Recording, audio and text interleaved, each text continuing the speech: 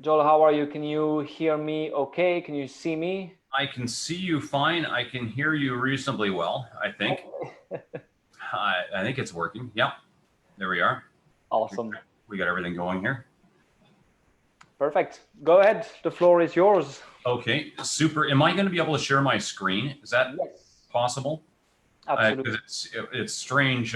What I'm seeing is not what I usually see on the format. Is not giving me that option here, which normally it would. So I'm just trying to see why that is. Bottom of the... Okay, let's try this. Maybe this is the reason it's hiding. Let's see if it's hiding here. Give me 2 seconds. Well, Joel, you're trying to figure that out. Welcome again, and it's great to see you today.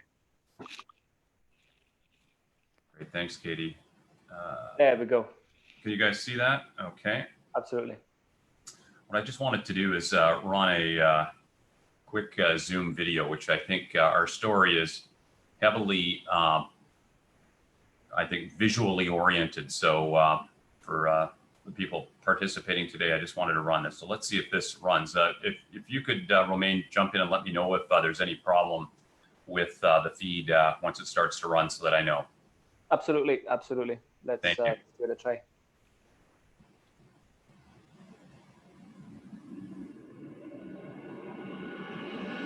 We have sound and video. Thank you. It works. Do we have sound?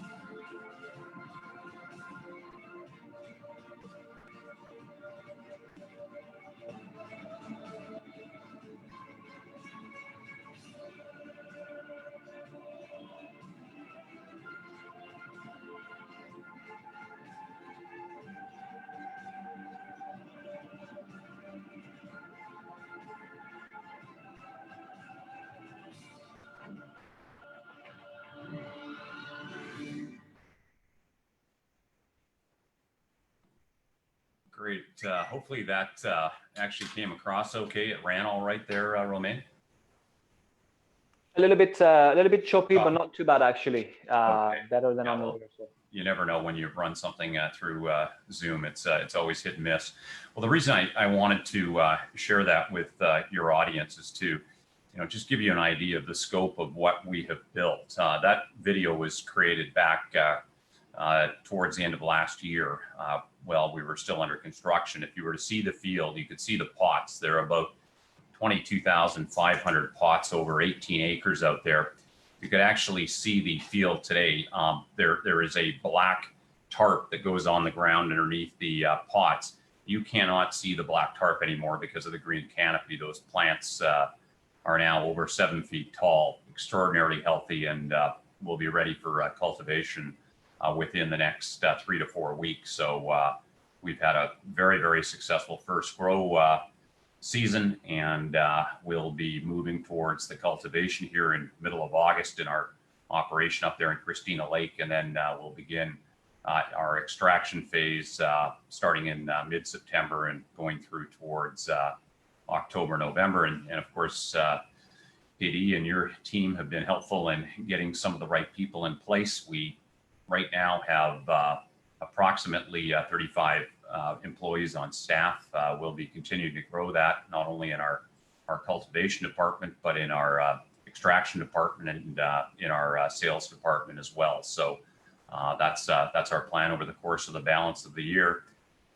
What I can tell you is that Christina Lake, for those who don't know where it is, it's located in the very south portion of British Columbia, just past Osoyoos, if you know where Osoyoos is. It's in the Kootenays. It is a long time cultivation area, outdoor cultivation area for the cannabis industry in what we refer to, of course, as the legacy industry in the old days, we'll call it. And it has produced historically some of the best cannabis that's been sold anywhere in the world. So what we do is we grow a very, very high grade quality of cannabis. We do it very, very inexpensively. Our costs are in the 25 cent to 40 cent per gram region, so a fraction of what you would see from indoor and greenhouse cannabis. And that's positioned us really to be in a place to significantly disrupt the cannabis industry. When we come to market with our 15,000 to 20,000 kilograms of cannabis here in the fall this year, we expect that we are going to have a tremendous pricing advantage over everybody else in the industry, including the large companies that you're all familiar with, the Canopies and the Auroras and so on. So we expect that our name will become well known very, very quickly, although it's not well known right now.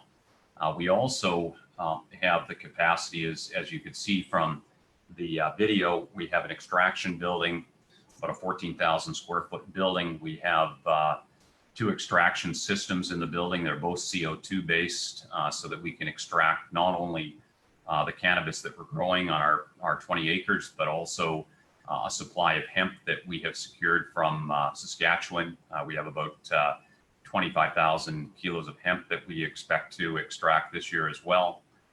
So we expect to be leaders, up there with the Valens, if you're familiar with them, Metafarms, as some of the leaders in Canada at the extraction side of the business as well. So we're looking and expect to look for, trained, experienced people also in the extraction part of the business to continue to help us to grow that side of our business.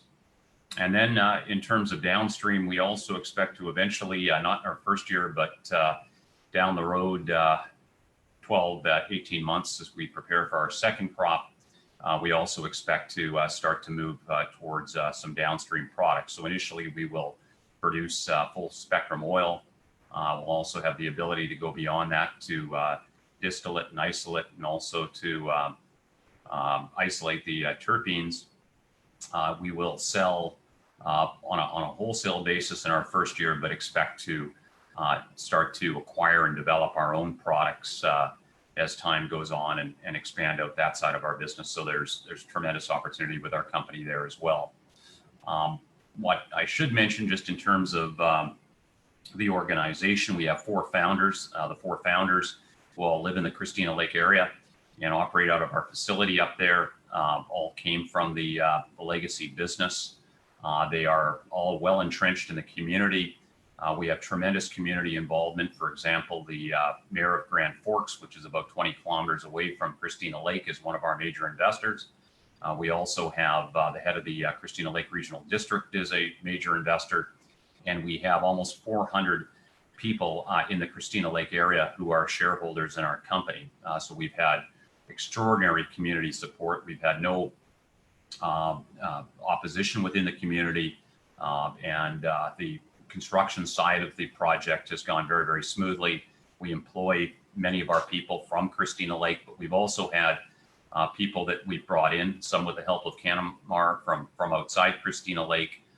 It's a beautiful area. It's probably one of the most pretty areas in all of Canada if you enjoy the outdoors. And so we've been very successful in recruiting people up to Christina Lake because of the quality of life and the community support that we enjoy there.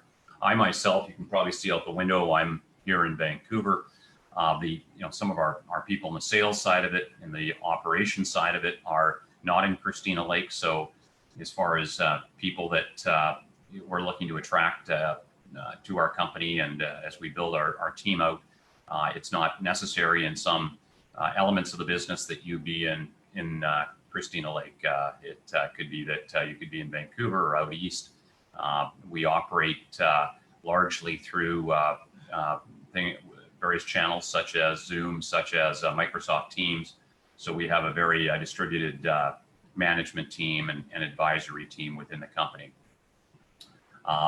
Approximately, just to give you an idea in terms of investment, we've had close to $20 million has gone into the project. I have very, very loyal investors. Some of my investors have been there for 3 or 4 rounds of finance with the company. And there's a unique opportunity in that we are setting ourselves up to list our shares. We intend to take our shares to market here over the next number of months. So as people come and join us, there's an opportunity to get a very substantial and meaningful equity position within the company. And all of our current employees, right down to our growers and the people that are working in the field, are shareholders in the company, which is something that we're very, very proud of. And the biggest shareholders in the company aren't professional managers like myself. They're the principals who work up there that founded the company and who continue to build and grow the company on our behalf, which I'm also proud to say. So that really sums it up from my perspective. I think gives you a 30,000 foot level, well, maybe a 5,000 foot level with the drone idea of what Christina Lake looks like and what our company looks like, and a little bit on what our vision is as we move forward in the future.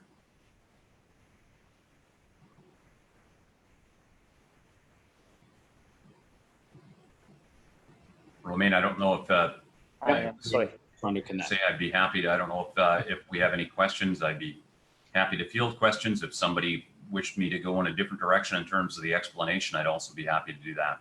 Absolutely. We have a few questions coming in on the Q&A section at the bottom. I can read a few for you if you'd like to answer. Sure. So what sort of remote roles are you looking to hire for?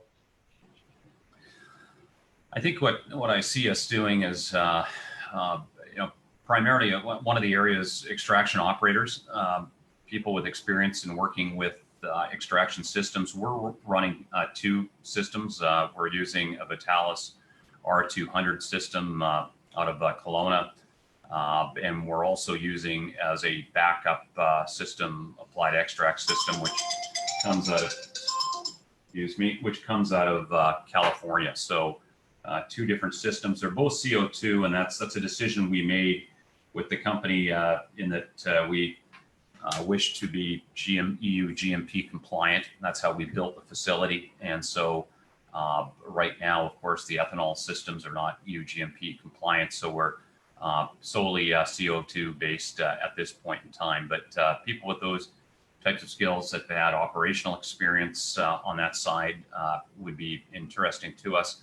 Another thing that we're working upon is we're working in the direction of securing a major Government of Canada R&D grant in relation to our extraction. I'm not going to get into what specifically we're working on there, but we are working on some new leading edge opportunities. One of the I saw somebody just point out on the chat line there something about CO2 being being old school, there is some truth to it, but it is tried, true, and tested.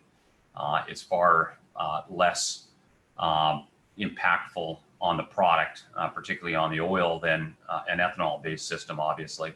But there are some leading edge things, biological agents and different things that we have been looking into, and we have an R&D direction that we are planning to go in pursuing this grant.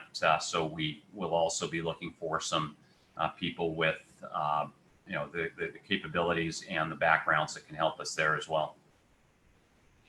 Excellent. We have questions, a few questions for people asking how to invest. You mentioned about. Well, it's funny. I'll tell you a story. We invested largely. We had a very loyal group of investors. I'm going to say it's 25 investors that have backed us from day one when we started about 2.5 years ago. We also, as I mentioned, the community's been tremendous. We've probably raised $2.5 million just directly from the community, and largely just friends and family of the four principals. But most recently, we were approached by a newsletter writer who writes a newsletter for specifically the cannabis space in the U.S. And he said, look, he had some interest in investing. Did we have any interest in working with him to do an investment out of the U.S.? And we had relatively few investors out of the U.S. And we thought, well, let's open that up now that we're on the cusp of going public. And we put out a financing, a private placement financing, and we were expecting that we might raise a couple $100,000 over the course of a couple of weeks from a couple dozen of investors, is what we were led to believe. And after a couple of phone calls with the company, and after the investors got familiar with what we were doing, we ended up with almost 300 investors and raised just under $2 million in a matter of 2 weeks. So extraordinary interest. That investment round, which is at 30 cents a share, is still open for investors into the company. So as I mentioned, we have about $20 million that's been invested in the company to date. And that investment round is being done at a $30 million valuation. So it's being done at a relatively modest premium to what's actually been spent on the facility. Excellent. We have time for. Sorry, Romain. I was just going to say, and if somebody is interested, they could go to our website. There's a link to the person that's managing it on behalf of our team and the company on our website, which is www.ChristinaLakeCannabis.com, and you'll find a link to the financing if anyone's interested. Awesome, and we'll be sharing all the details. We'll be sharing also a point of contact for the company. We have many questions coming in. We're not gonna have time to answer all of them, unfortunately. Maybe time for one last. What do you plan to do in the winter time in terms of growing cannabis? Yeah, that's an excellent question. So unlike indoor, you typically get 3 or 4 crops a year. Outdoor, we came into this expecting 1 crop a year. And keep in mind, we have approximately 20 acres right now that's been planted. We own almost 130 acres. So we have the capacity to expand as demand expands. We don't want to be like a lot of the indoor growers who built massive capacity without having the customers and the demand to feed that supply too. So we'll build our capacity as demand and interest comes in, not the other way around. So that's the direction that we've chosen to go in. But we have the ability over the course of the balance of the year. So we'll have extracted our crop largely by November. The 15 to 20,000 kilos that we extract this year will be extracted by November. And then what we have done is we have secured a dedicated supply of high quality hemp that's coming to us from Saskatchewan. So we'll process our hemp through the balance of the year. One other thing I'll just mention on the the single crop. What we found, we have our own genetics. So the genetics have been developed by our team of 4 principals. 2 of them master growers that have been growing in this area for 20 years. We have almost 130 outdoor strains that are our own, meaning only we have them. We have almost 700,000 seeds that we own within our seed and genetic bank. But what we found of the 6 strains that we planted this year, we knew that we would learn a lot this year, but we learned a lot more than we expected. One of the strains has been very, very prolific. In fact, what we now believe is that if we plant that strain a couple of weeks earlier, we started in June 1st is when we started putting the plants from the greenhouse out to the field.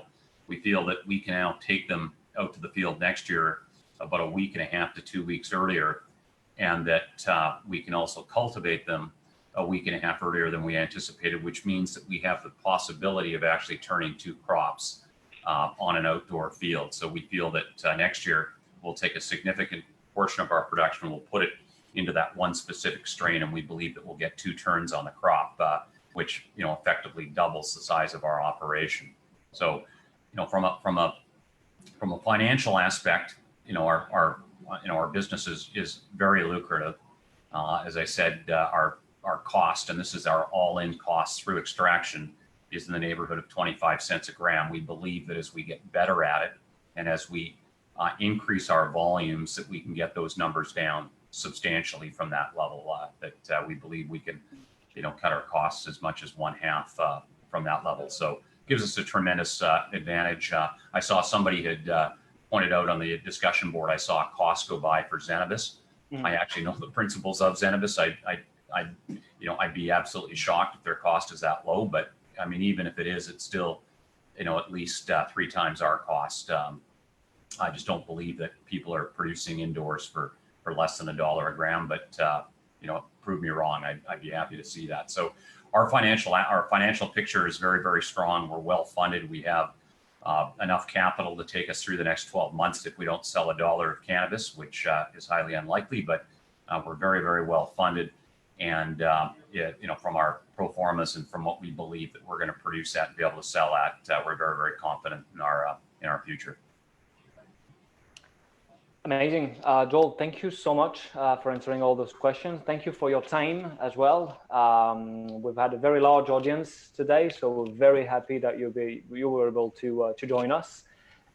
Thanks, attendees, for asking all those great questions. Katie, over to you.